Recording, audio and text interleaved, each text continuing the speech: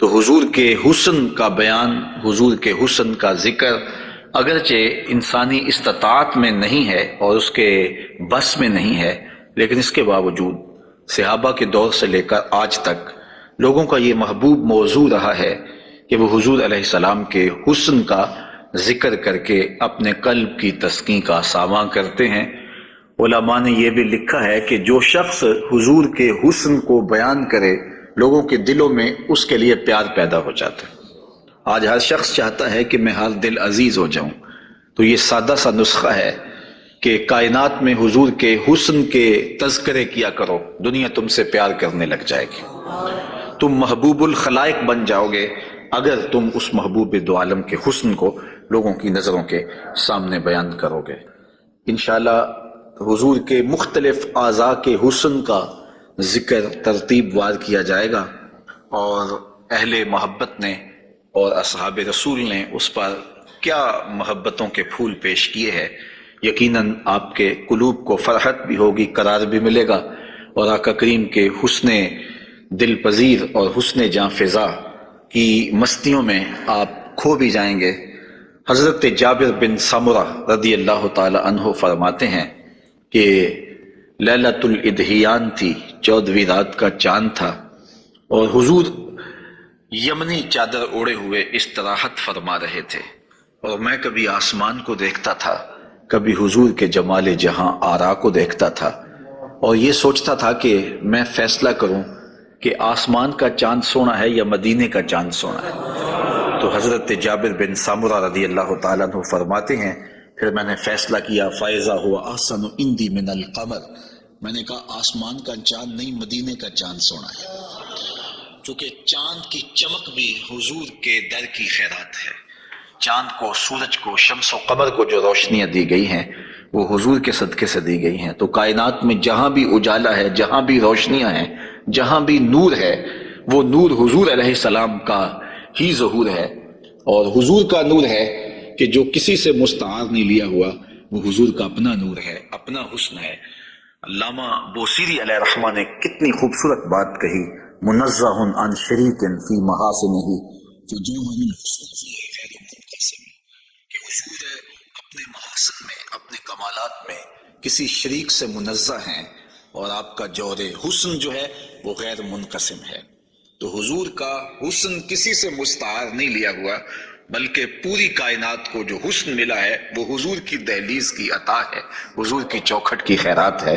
تو زمانہ چمک رہا ہے تو حضور کے انوار سے، اور بریلی سے آج بھی آواز آ رہی ہے، چمک تجھ سے پاتے ہیں سب پانے والے، میرا دل بھی چمکا دے چمکانے والے۔ تو ساری روشنیاں اسی دہلیز سے پھوٹتی ہیں، اسی در سے پھوٹتی ہیں، سارے اجالے اسی چوکھٹ سے نکلتے ہیں۔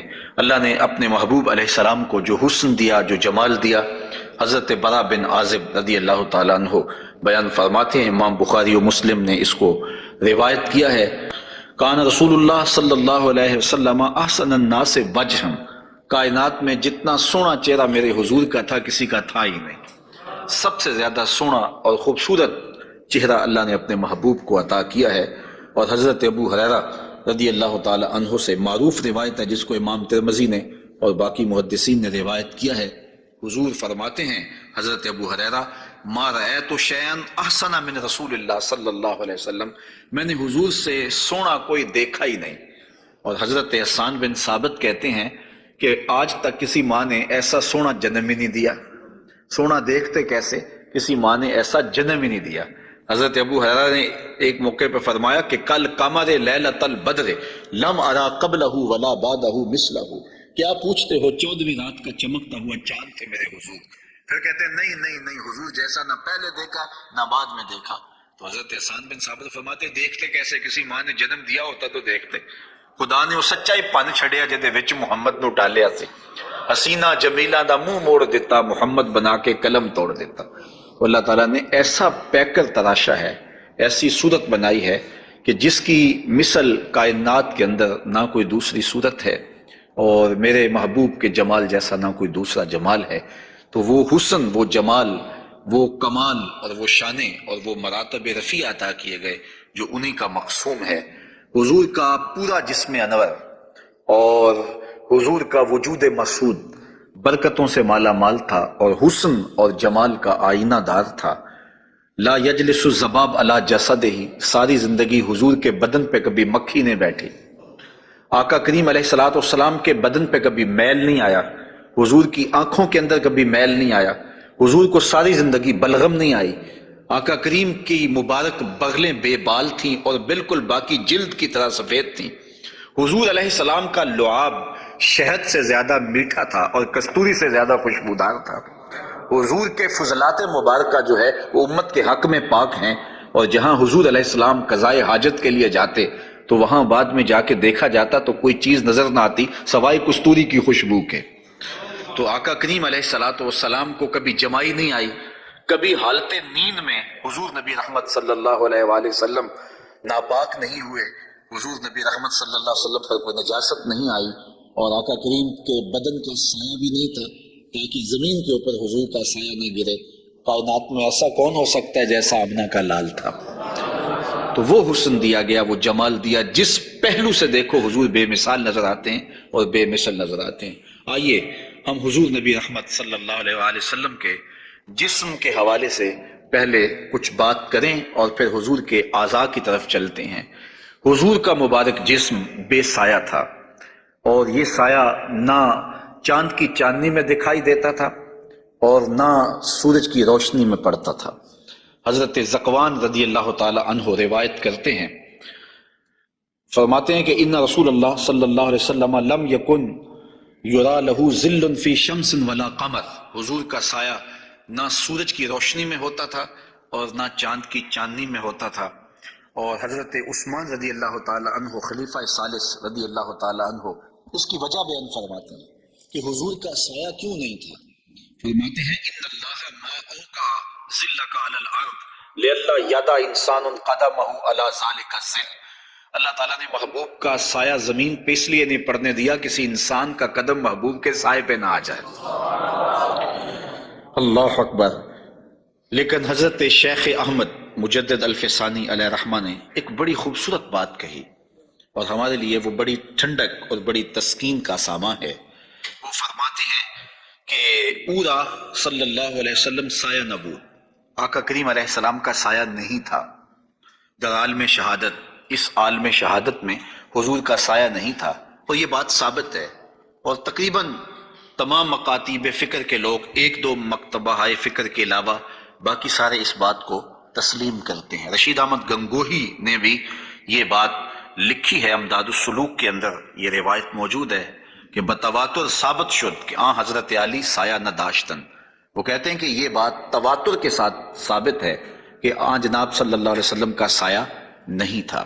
تو حضرت شیخ فرماتے ہیں کہ عالم شہادت میں حضور کا سایہ نہیں تھا۔ شیخ احمد مجدد الفسانی، کیوں سایہ نہیں تھا؟ فرماتے ہیں سایہ ہر شخص از شخص لطیف تر است، کسی چیز کا سایہ اس شے سے زیادہ لطیف ہوتا ہے۔ جو لطیف تر از وی صلی اللہ علیہ وآلہ وسلم در عالم نباشد پورا سایہ چہ صورت دارد، جب حضور سے لطیف کائنات میں شے ہی کوئی نہیں ہے تو پھر سایہ کیا معنی رکھتا ہے؟ کائنات میں حضور سے لطیف ہے ہی کوئی چیز نہیں ہے، حضور کی مثل عالم امکان میں ممکن ہی نہیں ہے۔ اب مجھے یہ بتائیں کہ جس کا سایہ بھی نہیں تھا اس کا ثانی ہو سکتا ہے؟ تو یہ کون خاکے تراش رہے ہیں؟ کس کے خاکے تراش رہے ہیں؟ خاکے تو خاکیوں کے ہوتے ہیں۔ جو پیکر نور ہو، جس کا سایہ بھی نہیں ہے، اس کے خاکے کیسے ہو سکتے ہیں؟ تو حضور کی مثل تو بزم عالم میں ممکن ہی نہیں ہے۔ اقبال بھی بول پڑے، رخ مصطفیٰ ہے وہ آئینہ، کہ اب اس سا دوسرا آئینہ نہ کسی کی بزم خیال میں، نہ دکان آئینہ ساز میں۔ ممکن ہی نہیں ہے۔ خدا نے وہ سچائی پان چھڑیا جہدے وچ محمد نو ڈالیا سے۔ تو آقا کریم علیہ الصلوۃ والسلام کا سایہ نہیں بنایا، اور کائنات کے اندر وہ بے مثل بھی ہیں، وہ بے مثال بھی ہیں۔ تو یارو جس کا سایہ بھی نہیں ہے اس کا ثانی کیسے ہو سکتا ہے؟ تو آقا کریم علیہ الصلوۃ والسلام کا مبارک قد انور، حضور کا جسم نور، اللہ تعالیٰ جل شانہ نے حضور کو قد رانا دیا ہوا۔ امیر خسرو نے کہا تھا نا، پری پیکر نگارے سرو قد لالا رخسارے، سراپا آفتے دل بود شب جائے کہ من بودم، خدا خود میرے مجلس بود اندر لا مکان خسرو، محمد شم محفل بود شب جائے کہ من بودم۔ تو حضور کا قد انور، اللہ اکبر، اس کے بارے میں حضرت سیدنا علی المرتضی رضی اللہ تعالی عنہ سے مروی روایت سنیے، فرماتے ہیں لم یکن بالطویل الممغت ولا بالکثیر المتردد وکان ربعۃ من القوم لم ارى قبلہ ولا بعدہ مثلہ۔ فرمایا کہ حضور علیہ السلام کا قد لمبا بھی نہیں تھا، حضور پست قامت بھی نہیں تھے، حضور درمیانی قد و قامت کے حامل تھے۔ پھر آگے کہتے ہیں نہیں حضور جیسا نہ پہلے دیکھا نہ بعد میں دیکھا۔ اور حضرت انس رضی اللہ تعالیٰ عنہ فرماتے ہیں کان رسول اللہ صلی اللہ علیہ وسلم لیس بالذاہب طولا وفوق الربا اذا جامع القوم غمرہم۔ فرماتے ہیں حضور پست قامت نہیں تھے، حضور درمیانی قد و قامت کے تھے۔ پھر کہتے ہیں نہیں، درمیانی قد و قامت سے بھی اٹھتا ہوا حضور کا قد تھا، یعنی قد اتنا لمبا نہیں تھا کہ بہت لمبا قد بھی اچھا نہیں لگتا اور پست قامتی بھی عیب ہے، تو درمیانہ قد ہونا یہ حسن ہے، لیکن درمیانے سے بھی کچھ اٹھتا ہوا یہ مزید حسن ہے، اور یہ اللہ نے اپنے محبوب کو قد دیا تھا۔ لیکن اس کے ساتھ یہ شان تھی کہ لمبے لمبے قد والے لوگ موجود ہوتے اور حضور بھی ان میں موجود ہوتے۔ اذا جامع القوم غمرہم، جب حضور تشریف فرما ہوتے تو حضور سب سے اونچے دکھائی دیتے، قد درمیانہ تھا لیکن دکھائی اونچے دیتے۔ علماء نے اس کی تشریح میں لکھا ہے کہ حضور علیہ الصلوۃ والسلام کا یہ معجزہ تھا، یہ شان تھی، یہ نبوی وجاہت تھی کہ حضور سب سے اونچے دکھائی دیتے تھے۔ ام معبد جو حضور کا حلیہ بیان کرتی ہیں، اور انشاءاللہ ان سے مروی روایت اور ان کا تفصیلی واقعہ ہم آگے چل کے بیان بھی کریں گے، تو وہ حضور کے قد پر کہتی ہیں غصن بین غصنین، دو شاخوں کے درمیان اٹھتی ہوئی جیسے شاخ ہوتی ہے، اس طرح حضور کا قد رانا تھا۔ تو آقا کریم علیہ السلام کا قد، اللہ اکبر۔ حضرت انس سے ایک اور روایت سن لیجئے، وہ فرماتے ہیں کان رسول اللہ صلی اللہ علیہ وآلہ وسلم احسن الناس قواما و احسن الناس وجہا۔ کہتے ہیں جیسی قد و قامت میرے حضور کی تھی، کائنات میں اتنا سونا قد کسی کا نہیں، اور جتنا سونا چہرہ میرے حضور کا تھا ایسا سونا چہرہ کسی کا نہیں۔ قد بھی سونا اور چہرہ بھی سونا، اور زمانے میں اتنا سونا رب نے کوئی پیدا ہی نہیں کیا، چونکہ سب سے حسین سب سے جمیل اپنے محبوب کو بنایا۔ لکھاں آئے لوگ زمانے تے محبوب خدا جیا کوئی نہیں، لکھاں سونے بن بن بیندے نے او دی خاکے پا جیا کوئی نہیں۔ جو حسن انہیں دیا، جو جمال انہیں دیا، وہ انہی کی خوبی ہے۔ حضور نبی رحمت صلی اللہ علیہ وآلہ وسلم کے قدموں کے حسن کا ذکر کرتے ہیں۔ حضرت نبی رحمت صلی اللہ علیہ وآلہ وسلم کے مبارک قدموں کی جو ہتھیلیاں تھیں وہ پرگوشت تھیں، اور انگلیاں قوی بھی تھیں، مضبوط تھیں اور خوشنما تھیں، اور مبارک تلوے گہرے تھے اور صاف تھے، نرم تھے اور چکنے تھے۔ اگر ان پر پانی ڈالا جائے تو پانی بہہ جاتا، اور جب آقا کریم چلتے تو حضور ایسے لگتا جیسے بلندی سے نیچے اتر رہے ہیں۔ وقار کے ساتھ حضور قدم زور کے ساتھ اٹھاتے اور وقار کے ساتھ آگے بڑھاتے، اور یوں محسوس ہوتا کہ جس طرح بلندی سے حضور نیچے کی طرف آ رہے ہیں۔ آقا کریم علیہ الصلوۃ والسلام بہت تیز چلتے نہیں تھے، لیکن ایسے لگتا تھا جس طرح زمین حضور کے لیے لپیٹ دی گئی ہے، اور اگر لوگ حضور کے ساتھ چلنا چاہتے تو حضور کے ساتھ چل نہیں سکتے تھے۔ اللہ نے اپنے محبوب کو وہ رفتار عطا فرمائی، زمین بھی سمیٹ دی گئی تھی حضور کے لیے، اور وقت بھی سمیٹ دیا گیا تھا حضور کے لیے۔ اور آقا کریم علیہ الصلوۃ والسلام کے قدم مبارک کی انگلیاں وہ بڑی خوبصورت تھیں، لیکن جو درمیان والی انگلی ہے وہ انگلی باقی انگلیوں سے زیادہ قد آور تھی، لمبی تھی۔ آئیے ذرا اس انگلی کا حال حضرت میمونہ بنت کردم رضی اللہ تعالی عنہا سے سنیے۔ یہ ایک صحابیہ ہیں جو اپنے والد گرامی کے ساتھ حضور کی خدمت میں حاضر ہوئیں، تو ان کے والد گرامی نے حضور سے کوئی بات پوچھی، اور آقا کریم اس وقت ناقہ کے اوپر، اونٹنی کے اوپر سوار تھے، تو ان کا جی چاہا کہ میں حضور کا دیدار کروں، لیکن حضور کے چہرے کی وجاہت نے ان کو حضور علیہ الصلوۃ والسلام کے چہرے کی جانب آنکھ بھر کے دیکھنے نہ دیا، تو کہا اب آئی ہوں تو حضور کے مبارک پاؤں کو دیکھنے لگی۔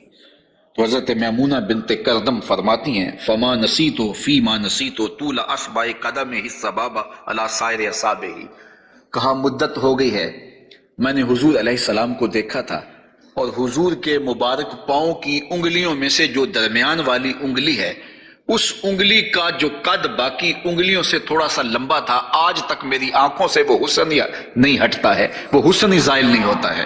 اب تک میری نگاہوں میں وہی جلوے ہیں کہ حضور علیہ السلام کی انگلی جو ہے وہ باقی انگلیوں کی نسبت جو ہے وہ زیادہ درمیان والی انگشت سبابہ جو تھی وہ زیادہ لمبائی میں تھی۔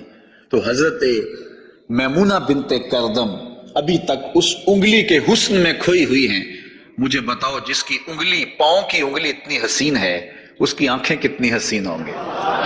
وہ کیا کسی نے کہا نا کہ قدموں میں جبیں کو رہنے دو، چہرے کا تصور مشکل ہے۔ قدموں پہ جبیں کو رہنے دو، چہرے کا تصور مشکل ہے، جب چاند سے بڑھ کر ایڑی ہے رخسار کا عالم کیا ہوگا۔ یہ تو انگلی کا حسن ہے کہ میمونہ بنت کردم ساری زندگی یہی احساسہ ہے، لوگوں کو بتاتی ہیں کہ لوگوں میں نے حضور کی انگلی دیکھی ہوئی ہے۔ تو جس نے حضور کے قدم انور کی انگلی کی زیارت کی ہے وہ تو ناز کرے، اور پھر اس عائشہ صدیقہ محبوب کائنات کی قسمت پہ ناز نہ کریں جن کی آغوش میں حضور کا سر انور ہوتا تھا۔ تو حضرت میمونہ بنت کردم رضی اللہ تعالی عنہ فرماتی ہیں کہ میں ابھی تک اس انگلی کے جمال کو بھول نہیں پائی۔ آقا کریم علیہ الصلوۃ والسلام کے قدموں کے بارے میں آتا ہے کہ کان رسول اللہ صلی اللہ علیہ وسلم احسن البشر قدم، کائنات میں جتنے سونے قدم میرے حضور کے تھے اتنے سونے قدم بھی کسی کے نہیں تھے۔ حضرت انس اور حضرت ابو ہریرہ اور ہند بن ابی حالہ رضی اللہ تعالیٰ عنہ حضور کے قدموں کے بارے میں شسن القدمین، اور حضرت امام ترمذی نے مسیح القدمین کے لفظ بولے ہیں کہ نرم آپ کے قدم تھے، اور آپ کے قدم جو ہے وہ چمکدار تھے، روشن تھے، آپ کے قدم پرگوشت تھے، اور آپ کے مبارک پاؤں خوبصورت تھے۔ اور تلوے جو تھے اس کے بارے میں دو روایات ہیں، ایک روایت یہ ہے کہ اخمسان، اور ایک روایت کے اندر لفظ ہیں لیس لہا اخمس، کہ جو تلوے ہیں وہ درمیان سے جو ہیں وہ پرگوشت تھے، اور ایک ہے کہ درمیان سے پرگوشت نہیں تھے۔ تو یہ دو روایات کی تطبیق کیسے ہوگی؟ بعض نے کہا کہ حضور کے مبارک تلوے جو تھے وہ درمیان سے پرگوشت نہیں تھے، اور بعض نے کہا کہ بالکل درمیان سے پرگوشت ہی تھے اور بالکل سیدھے تھے۔ علماء نے کہا کہ درمیان سے خلا تو تھا، لیکن جب حضور قدم رکھتے تھے تو آقا کریم علیہ السلام قدم جو ہے وہ پوری طرح جماؤ کر کے رکھتے تھے، اور جب وہ نقش بنتا تھا تو وہ نقش پورا بنتا تھا۔ اور یہاں محدثین نے کمال کر دی، کہا رب نے یہ نہیں چاہا کہ میرے محبوب کے تلووں کا نقش ناتمام بنے، نقش پورا بنتا تھا۔ تو جنہوں نے نقش کو دیکھ کر تلووں کا اندازہ لگایا انہوں نے کہا کہ نہیں، وہ تلوے بالکل برابر تھے اس لیے کہ نقش پورا بنتا تھا، اور جنہوں کو تلوے دیکھنے کی سعادت نصیب ہو گئی تو انہوں نے کہا نہیں، ہم نے دیکھے ہیں کہ جو ہے وہ درمیان میں جو ہے وہ کم گوشت تھا اور اطراف میں گوشت زیادہ تھا۔ تو صحابہ نے حضور کے تلووں کے بارے میں یہ رائے بیان فرمائی ہے۔ حضرت ابو ہریرہ رضی اللہ تعالی عنہ فرماتے ہیں انہ صلی اللہ علیہ وسلم کان اذا مشى علی الصخر غاصت قدماہ فیہ، جب کبھی آپ ننگے پاؤں چلتے کسی پتھر کے اوپر، کسی چٹان کے اوپر، تو وہ چٹان اور پتھر حضور کے لیے نرم ہو جاتے، اور آقا کریم علیہ السلام کے مبارک قدم جو ہے اس پتھر کے اندر جو ہے وہ دنس جاتے اور نشان بن جاتے۔ جس طرح مقام ابراہیم پہ آپ دیکھ سکتے ہیں کہ حضرت اسماعیل علیہ السلام کے قدموں کے نشانات اس پتھر نے محفوظ کر لیے، تو یہ پتھر جن پتھروں پہ حضور چلتے تھے وہ اپنی چھاتی پہ حضور کے تلووں کے نشان محفوظ کر لیتے تھے۔ سلطان قاتبائی نے باقاعدہ ایک ایسا پتھر جس پر حضور کے قدموں کے نشانات موجود تھے وہ 20,000 دینار میں اس زمانے میں خریدا، اور خرید کے ساری زندگی اپنے پاس رکھا، اور مرنے سے قبل وصیت کی کہ جب میں مر جاؤں تو یہ پتھر میری قبر کے سرہانے لگانا۔ علامہ خفاجی علیہ رحمہ نسیم الریاض میں لکھتے ہیں کہ وہ پتھر آج بھی ان کی قبر کے سرہانے پہ لگا ہوا ہے، اور لوگ اس کو اپنے لیے اعزاز سمجھتے تھے، اور یہ وہ قدم ہیں کہ جہاں آتے اس جگہ کی قسمت جاگ پڑتی۔ یہ قدم اور یہ مبارک تلوے یہ تو عرش نے بھی چومے ہیں نا۔ اعلیٰ حضرت نے کیا خوب کہا، زہ عزت و اطلاع محمد، کہ ہے عرش حق زیر پائے محمد، کہ عرش حق حضور کے قدموں کے تلے تھا، اور یہ تلوے وہاں عرش الہی پہ لگے ہیں، اور یہ وہی تلوے ہیں جو حضرت جبریل امین کو چومنے کی سعادت بھی ملی ہے۔ جب معراج کی شب حاضر ہوئے تو محبوب استراحت کر رہے تھے، تو جبریل عرض گزار ہوئے کہ محبوب تیرا نبی تو سویا ہے، تو آواز آئی یا جبریلو قبل قدمہ، میرے محبوب کے قدم چوم لے۔ تو جبریل امین نے حضور کے قدم چوم لیے، تو پھر کیا لطف آیا ہوگا۔ کسی نے تصور میں جبریل سے پوچھا کہ حضور کے قدم چومے تھے، تلیاں چومی تھیں، تو بتا کیا کیف ملا؟ تو اس نے زبان حال سے کہا نہ جنت کی کلیوں میں دیکھا مزہ جو محمد کی تلیوں میں دیکھا۔ حضور علیہ السلام کے مبارک قدم جہاں پڑتے وہاں رحمتیں اور برکتیں ہی نازل ہوتی۔ ذی المجاز کی منڈی میں اپنے چچا کے ساتھ حضرت علی المرتضیٰ رضی اللہ تعالیٰ عنہ کے والد جناب ابو طالب کے ساتھ حضور جا رہے تھے۔ انہوں نے کہا کہ مجھے تو بڑی سخت پیاس لگی ہے، تو آقا کریم علیہ الصلوۃ والسلام نے سواری سے اتر کے زمین پر زور سے اپنا پاؤں مارا، تو جب آپ نے پاؤں مارا تو چشمہ پھوٹ پڑا، اور اپنے چچا سے کہا کہ یہاں پانی پی لیجیے گا۔ اور حضور علیہ الصلوۃ والسلام کی مبارک ایڑیاں جو ہیں ان کے بارے میں ہے کہ وہ کم گوشت تھیں، ان پر زیادہ گوشت نہیں تھا، اور آقا کریم علیہ الصلوۃ والسلام اس ایڑی کو بھی جہاں لگاتے وہاں حالات رحمتوں بھرے ہو جاتے۔ حضرت جابر رضی اللہ تعالی عنہ کا اونٹ تھا، ایک سفر میں وہ حضور کے ساتھ تھے کہ وہ تھک گیا اور اس سے چلا نہیں جاتا۔ حضور کی سواری گزری تو انہوں نے عرض کی یا رسول اللہ صلی اللہ علیہ وسلم، یہ میرا اونٹ ہے اور تھک گیا ہے اور میں قافلے کے ساتھ کیسے سفر کر سکتا ہوں؟ تو آقا کریم علیہ السلام نے اپنی ایڑی سے اس کو ٹھوکر لگائی، فناشطہ حتی کانا لا یملک زمامہ، وہ اتنا تیز ہوا کہ پھر اس کی باگ سنبھالی نہیں جاتی تھی۔ کچھ عرصے کے بعد حضور حضرت جابر سے پھر ملے اور حضور نے پوچھا کہ وہ تمہارے اونٹ کا کیا بنا؟ تو انہوں نے کہا بخیر قد اصابت ہو برکتوں کا، حضور آپ کی برکت کی وجہ سے اب خیر ہی ہو گئی ہے۔ تو وہ تو اب سنبھالا نہیں جاتا ہے اور اتنا سریع و رفتار ہو گیا ہے، اور یہ بات آپ کبھی بھی بھول نہیں سکتے ہیں کہ حضور احد پہ تشریف لے گئے تھے، تو وہ حضور کے آنے کی خوشی میں جھوم اٹھا تھا، تو حضور نے ایڑی ہی ماری تھی، زور کے ساتھ ایڑی لگاتے ہوئے حضور نے کہا فَضَرَبَهُ بِرِجْلِهِ فَقَالَ اُثْبُتْ، حضور نے کہا کہ اے احد رک جا، تو جھوم رہا ہے جانتا نہیں فَإِنَّمَا عَلَيْكَ نَبِيٌّ وَصِدِّيقٌ وَشَهِيدَانِ، تیرے اوپر ایک اللہ کا نبی ہے، ایک صدیق ہے اور دو شہید ہیں۔ اور پھر فوراً اس کا زلزلہ تھم گیا۔ اعلیٰ حضرت بولے ایک ٹھوکر سے احد کا زلزلہ جاتا رہا، رکھتی ہیں کتنا وقار اللہ اکبر ایڑیاں۔ تو یہ حضور علیہ الصلوۃ والسلام کے مبارک قدم تھے کہ جن کی برکات زمانے کو نصیب ہوئی، اور یہ وہ قدم تھے جنہیں چوم لینا صحابہ اپنے لیے سعادت سمجھتے تھے۔ حضرت ذرا وفد عبد القیس میں آئے تو پھر انہوں نے حضور کی خدمت میں عرض کی کہ ہم آپ کے قدم اور آپ کے ہاتھ چومنا چاہتے ہیں، اور وہ آگے بڑھے۔ وہ خود فرماتے ہیں فَنُقُبِّلُ یَدَ رسول اللہ صلی اللہ علیہ وسلم وَرِجْلَهُ، ہم نے حضور علیہ الصلوۃ والسلام کے ہاتھ بھی چومے، ہم نے حضور کے پاؤں بھی چومے۔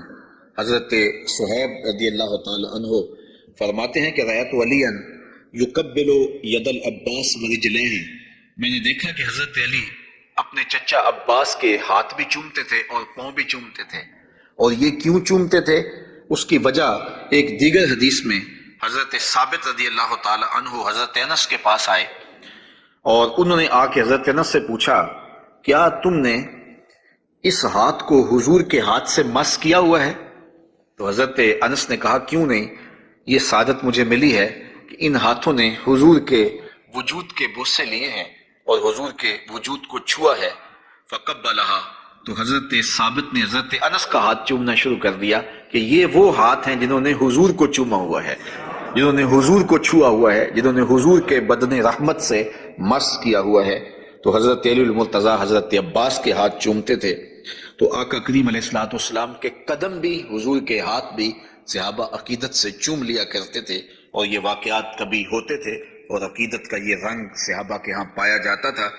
حضور نبی رحمت صلی اللہ علیہ وآلہ وسلم وہ قدم جو برکتوں کے لیے رحمتوں کے لیے اگر کسی اونٹ پہ لگتے ہیں تو وہ تیز ہو جاتا ہے، اور اگر زمین پہ مارتے ہیں تو چشمہ پھوٹ پڑتا ہے، اور اگر پہاڑ پہ لگاتے ہیں تو اس کا زلزلہ رک جاتا ہے، ان قدموں پہ کھڑے ہو کے ساری رات عبادت میں گزار دیتے ہیں، حتیٰ تتورم قدماہ، یہاں تک کہ حضور کے مبارک قدم سوج جاتے ہیں، اور اللہ کے یوں شکر گزار بندے بن کے اپنی زندگی حضور گزارتے ہیں۔ تو آقا کریم علیہ الصلوۃ والسلام کے مبارک قدم خوبصورت تھے اور اس کی تلیاں بھی خوبصورت تھیں، قدموں کا حسن بے مثال تھا۔ اور آقا کریم علیہ السلام کی پنڈلیوں کے بارے میں، حضور کی پنڈلیوں کے بارے میں حضرت جابر بن سمرہ رضی اللہ تعالی عنہ سے مروی ایک روایت سنیے۔ فرماتے ہیں کان فی ساق رسول اللہ صلی اللہ علیہ وسلم حموشۃ، آقا کریم علیہ الصلوۃ والسلام کی مبارک جو پنڈلیاں تھیں وہ نرم و نازک، پتلی اور خوبصورت تھیں۔ اور آقا کریم کی پنڈلیوں کے بارے میں سراقہ بن مالک رضی اللہ تعالی عنہ نے جو کہا ہے وہ بڑی خوبصورت بات کہی ہے۔ آپ سمجھتے ہیں، آپ جانتے ہیں کہ جب حضور مکے سے ہجرت فرما کے مدینہ تشریف لے گئے تو 100 سرخ اونٹ انعام حضور کی گرفتاری کے لیے رکھا گیا۔ تو سراقہ بن مالک بھی حضور کو گرفتار کرنے کے لیے حضور کا پتہ اور حضور کی تلاش میں نکلا تھا اور حضور کو ڈھونڈ رہا تھا۔ خیر ایک مقام پہ حضور علیہ السلام سے ملاقات ہو گئی، تو یہ اپنے اس برے ارادے سے حضور کی طرف بڑھا تو اس کا اونٹ جو ہے وہ گھٹنوں تک زمین میں دھنس گیا۔ اس نے معذرت کی، حضور نے دعا دی، وہ اونٹ باہر نکل آیا تو اس کی پھر نیت بدل گئی، تو پھر دوبارہ اونٹ جو ہے وہ گھٹن تک دھنس گیا۔ خیر اس نے دوبارہ معذرت کی اور حضور سے کہا کہ آپ مجھے امان نامہ لکھ کے دیں، تو حضور نے ان کو امان نامہ دے دیا اور فرمایا کہ تو مجھے گرفتار کرنے کے درپے ہے اور میں تیرے ہاتھوں میں کسرا کے کنگن دیکھ رہا ہوں۔ تو یہ واپس پلٹ آئے، تو انہوں نے اس وقت حضور علیہ السلام کو دیکھا تو یہ حضور کے حسن کا اور حضور کی پنڈلیوں کا ذکر کرتے ہیں، کیونکہ حضور سواری پہ تھے اور حضور کی پنڈلیاں انہیں دکھائی دی۔ تو حضرت سراقہ بن مالک کہتے ہیں کہ فلما دنوت منہ، جب میں حضور کے نیڑے ہوا اس نیت سے کہ میں حضور کو گرفتار کروں، وہو علی ناقتہ، تو حضور اپنی اونٹنی کے اوپر سوار ہیں۔ تو پھر کیا ہوا؟ تو جعلت انظر الی ساقہ، تو میں حضور کی پنڈلیوں کو دیکھنے لگا۔ ایسا جعلت انظر، میں دیکھنے لگا، میری نظر جم گئی حضور کی مبارک پنڈلی پر۔ وہ کس طرح کہ اتنی خوبصورت تھی، کہتے ہیں کأنہا جمارہ، پنڈلی ایسے تھی جس طرح جمارہ ہوتا ہے۔ آپ نے کبھی دیکھا ہو کھجور کا درخت ہے تو کھجور کے درخت سے نیچے شاخیں پھوٹتی ہیں، تو جب نئی شاخ نکلتی ہے تو وہ اتنی خوبصورت ہوتی ہے اور اتنی نرم اور نازک اور گداز ہوتی ہے کہ اس کو چھو لینے کو جی چاہتا ہے، تو اس شاخ کو عربی میں جمارہ کہتے ہیں۔ تو وہ کہتے ہیں میں حضور کی پنڈلیوں کا کیا بتاؤں، جس طرح وہ کھجور کی تازہ شاخ نکلتی ہے جس کو دیکھنے سے جی نہیں رجتا، حضور کی پنڈلیاں جمارہ کی طرح تھیں۔ تو یہ انہوں نے ایک اپنے محاورے کے مطابق مثال دی، ورنہ حضور علیہ الصلوۃ والسلام کی پنڈلیوں کے لیے کوئی لفظ ہی نہیں ہے جو اللہ نے اپنے محبوب کو پنڈلیوں کا حسن دیا۔ اچھا حضور کی پنڈلیوں کے بارے میں سنو میرے امام اعلی حضرت نے کیا کہا، کمال کر دی۔ ساق اصل قدم شاخ نخل کرم، اعلی حضرت فرماتے ہیں ساق اصل قدم، جو پنڈلی ہے، جو قدم کی اصل ہے، شاخ نخل کرم، جو کرم کی کھجور ہے یہ اس کی شاخ ہے۔ اللہ اکبر، شم راہ اصابت پہ لاکھوں سلام۔ تو حضور علیہ الصلوۃ والسلام کو اللہ تعالیٰ نے پر نور، پتلی اور جو ہے وہ گوری رنگت کی اور لطیف اور خوبصورت پنڈلیوں سے نوازا تھا۔ اور حضور کے زانوئے منور کے بارے میں حضرت علی المرتضیٰ رضی اللہ تعالیٰ عنہ فرماتے ہیں دخم الکرادیس، رسول کریم صلی اللہ علیہ وآلہ وسلم کے مبارک زانوئے نور کے بارے میں دخم الکرادیس کے لفظ بھی ہیں، اور دوسری روایت مروی ہے سعد ابن ابی شیبہ سے، اس میں لفظ ہیں کان رسول اللہ صلی اللہ علیہ وسلم جلیل المشاش، آقا کریم علیہ الصلوۃ والسلام کے زانو مبارک مضبوط تھے، پرگوشت تھے اور خوبصورت تھے۔ اور اعلیٰ حضرت یہاں بھی اپنی محبت کا اظہار کیے بغیر نہیں رہ سکے، فرماتے انبیاء طے کریں زانو ان کے حضور، انبیاء طے کریں زانو ان کے حضور، زانوؤں کی وجاہت پہ لاکھوں سلام۔ یہ وہ زانو ہے جہاں نبی بھی زانو طے کرے، یہ وہ شان ہے ان زانوؤں کی۔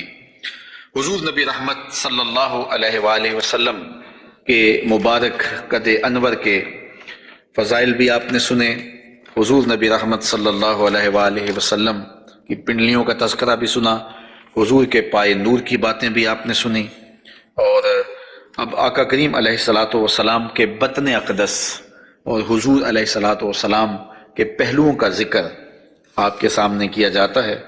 لیکن اگر آپ چاہیں تو ایک چائے میں بھی پی لوں اور ایک آپ بھی پی لیں۔